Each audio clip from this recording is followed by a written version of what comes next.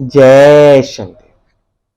प्रिय भक्तगणों, मैं स्वामी राजर्षि शनिपीठ मंदिर नई दिल्ली से आज आपके सामने उपस्थित हूं आपका मासिक राशिफल लेकर।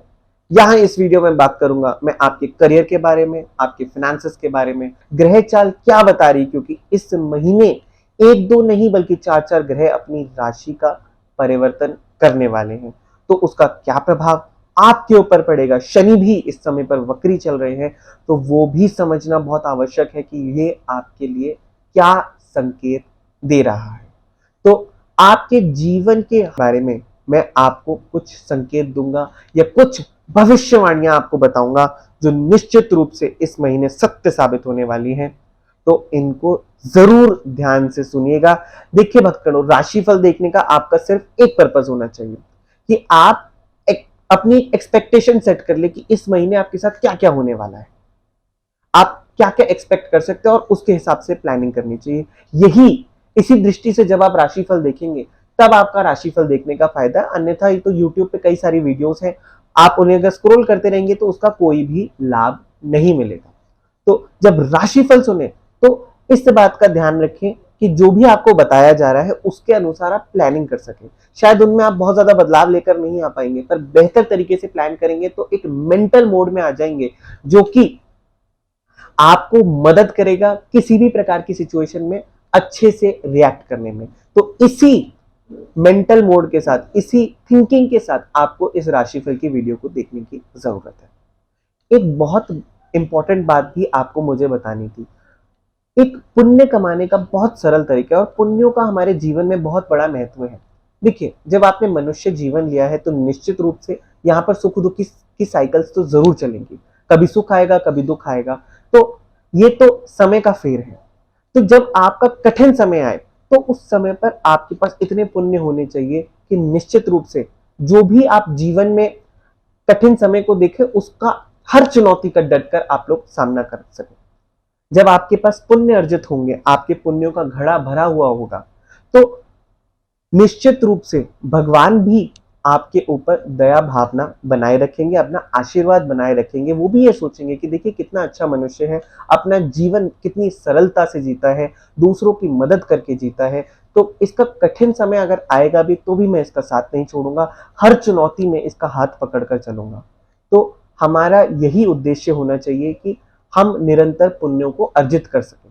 और इस वीडियो में पुण्य कमाने का एक बहुत सिंपल सा तरीका मैं आपको बताऊंगा, तो जरा उसे ध्यान से आप लोग नोट कर लीजिएगा।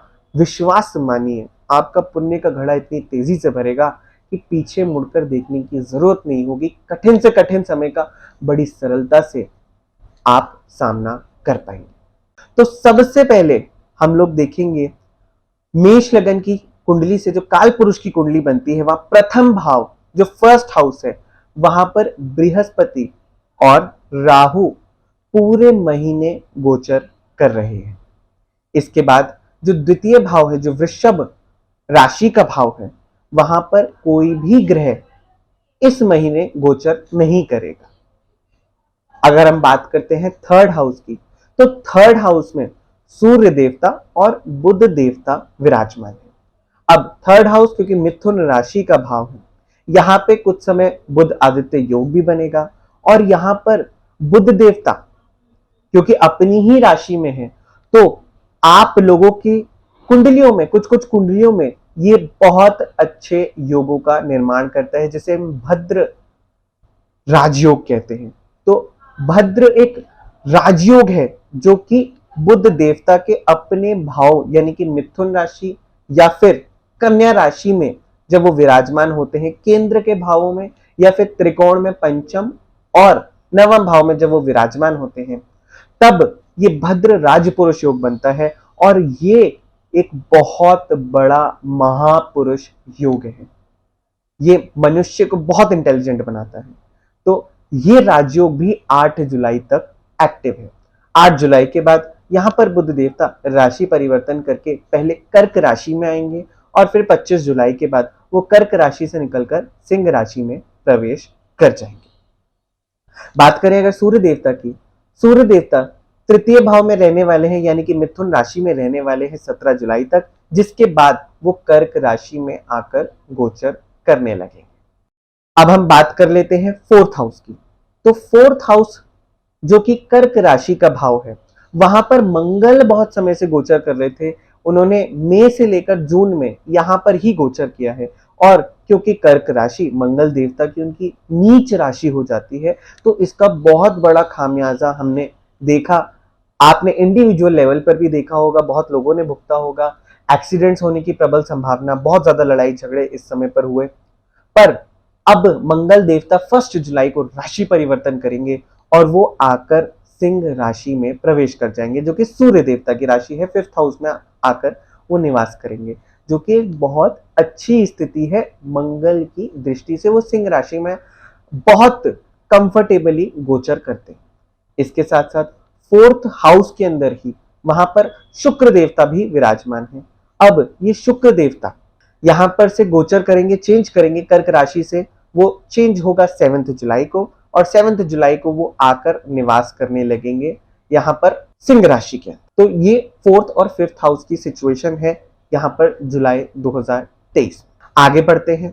यहां पर जो 6th हाउस है या छठा भाव है, जो कि कन्या राशि का भाव है, यहां कोई भी मुख्य ग्रह विराजमान नहीं रहने वाला है। इसके बाद 7th हाउस की हम लोग बात कर लेते हैं, तो वहां केतु देवता तुला राशि के अंदर विराजमान। इसके बाद 8th, 9th, 10th ये तीनों ही भाव ग्रहों से वंचित है, मुख्य ग्रह कोई भी गोचर नहीं करने वाला है। फिर फाइनली 11th हाउस कुंभ राशि, जो शनिदेव की प्रिय राशि है, उसी में शनिदेव गोचर कर रहे हैं, परंतु इस समय पर वो वक्री अवस्था में है। तो वक्री अवस्था में जो भी ग्रह होता है, सबसे पहले हम लोग समझ लेते हैं कि वक्री अवस्था क्या होती है। वक्री अवस्था वो अवस्था होती है जब ग्रह की पृथ्वी से दूरी सबसे कम हो जाती है, मतलब अपनी ऑर्बिट में सूर्य का चक्कर लगाते हुए वो ग्रह पृथ्वी के सबसे करीब होता है अपनी ऑर्बिट के अंदर।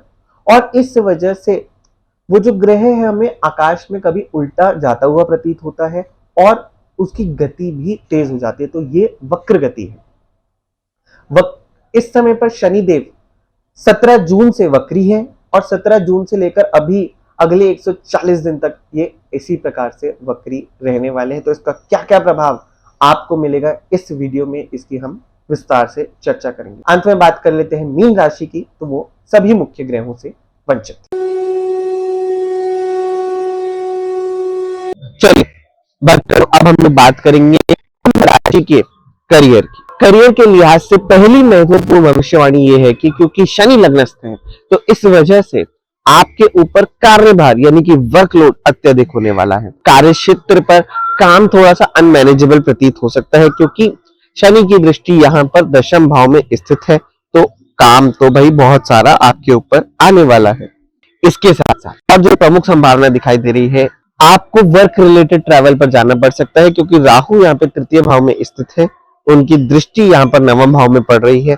तो वर्क रिलेटेड ट्रैवल की बहुत अधिक संभावना यहाँ पर मुझे आप लोगों के लिए नजर आ रही है। विदेशी स्रोतों से आय की संभावना भी आप लोगों के लिए मुझे नजर आ रही है जुलाई 2023। एक और महत्वपूर्ण भविष्यवाणी कि इतना अधिक काम होने के बावजूद भी, सब कुछ समय पे कर पाने के बावजूद भी आपको अपने सीनियर्स से, अपनी मैनेजमेंट से, अपने कलीग्स से उसके लिए प्रशंसा नहीं मिलेगी, जो कि आपके वर्क सैटिस्फैक्शन को थोड़ा कम कर सकते। चलिए भक्तों, अब मैं आपको ये बताने जा रहा हूं, जैसा मैंने वीडियो की स्टार्टिंग में आपसे प्रॉमिस किया था कि कैसे बड़ी सरलता से आप पुण्य फल अर्जित कर सकते हैं। तो देखिए भक्तों, हम लोग अपने शनिपीठ मंदिर में एक ऑनलाइन माध्यम से जनता दरबार लगाते हैं, और इस जनता दरबार में वैदिक ज्योतिष के माध्यम से हम उन लोगों की सहायता करते हैं जो फाइनेंशियल कारणों की वजह से, अपनी फाइनेंशियल स्थिति की वजह से वैदिक ज्योतिष के उपाय प्राप्त नहीं कर पाते हैं, या फिर इन वैदिक ज्योतिष के उपायों से वंचित रह जाते हैं। इसी उद्देश्य के साथ हम आप लोगों के लिए यहाँ पर जनता दरबार लगाते हैं।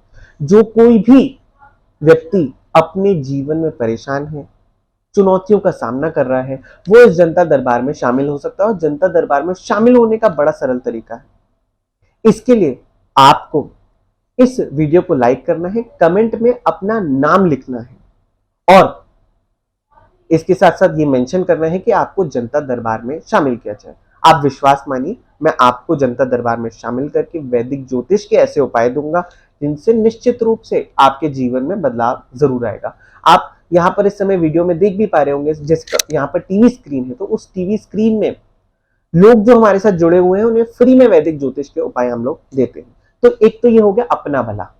अब आप दूसरों का भला कैसे कर सकते हैं? मान लीजिए अभी आपको इस जनता दरबार में जुड़ने की आवश्यकता नहीं है, तो हो सकता है आप अपने जीवन में कुछ ऐसे लोगों को जानते हो जिनको जरूरत है, तो आप उनको इस जनता दरबार के बारे में बता सकते हैं। ये जनता दरबार लगाया ही इस भावना के साथ जा रहा है कि कर भला तो हो भला, यानी कि जब आप लोगों की मदद करेंगे तो निश्चित रूप से भगवान आपका हाथ कभी भी नहीं छोड़ेंगे।